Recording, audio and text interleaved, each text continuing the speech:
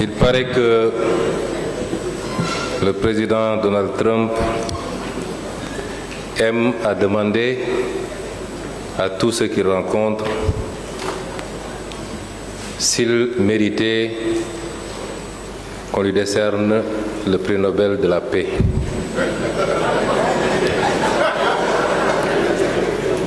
Je pense qu'il n'y a pas à répondre à ces questions. La seule qui veuille d'être posée en termes de réponse est de se demander est-ce que depuis un an qu'il est au pouvoir, à la tête de la superpuissance que sont les États-Unis, est-ce que le monde est plus sûr? Est-ce que le monde est plus stable? Est-ce que le monde est en paix?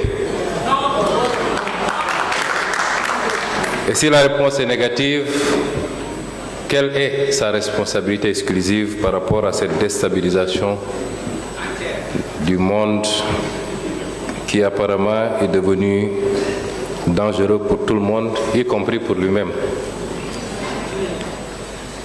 Imposer la démocratie, M. Boniface l'a rappelé, les logiques internes et nationales ne s'imposent pas de l'extérieur.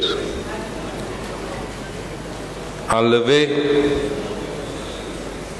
des présidents en fonction,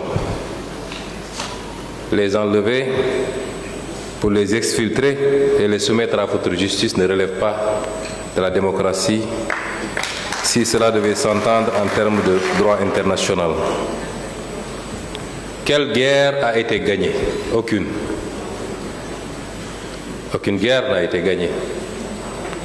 Les États-Unis et l'Occident se sont livrés à beaucoup de guerres ces dernières décennies.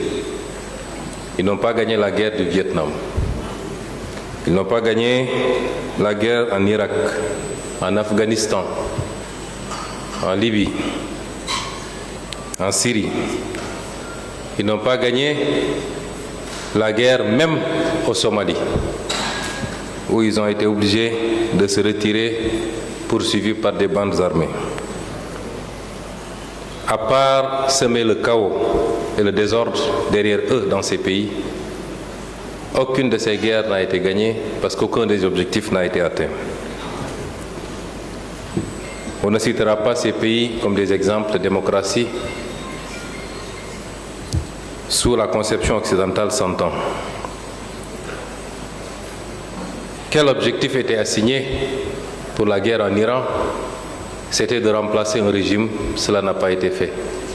Le même régime est dans sa version la plus radicale, la plus